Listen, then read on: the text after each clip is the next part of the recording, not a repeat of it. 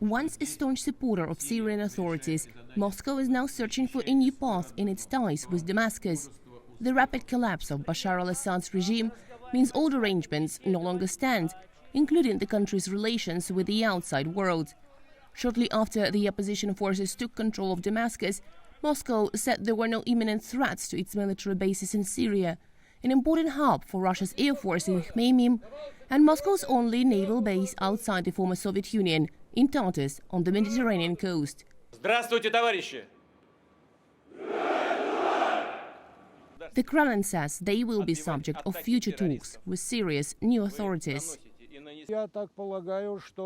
There is no reason to consider Ahmed al-Sharaa completely anti-regime. So we will build relations on the fact that we did not bring him to power, and it is not for us to take him out of it.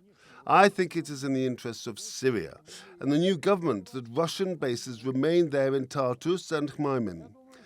This is the key to the independent existence of Syria as an independent Middle Eastern state. Some analysts consider these military facilities a stabilizing factor in the Middle East, especially as Syria's own military strength is being diminished, which they say paves the way to Israel's dominance in the Middle East.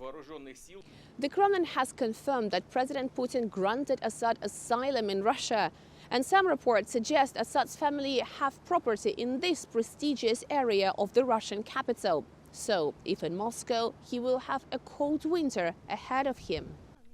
But it's unclear whether these arrangements will become a liability for Moscow's future ties with Damascus. Russia didn't support Assad. Russia launched a military operation when there was a danger of Damascus falling into the hands of Daesh. So Russia sought to preserve the statehood and the unity of Syria.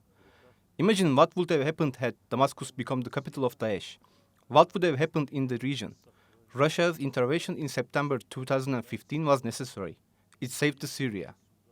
Members of Syria's former opposition acknowledge historic ties between Moscow and Damascus, and that it will play an important role in defining future ties.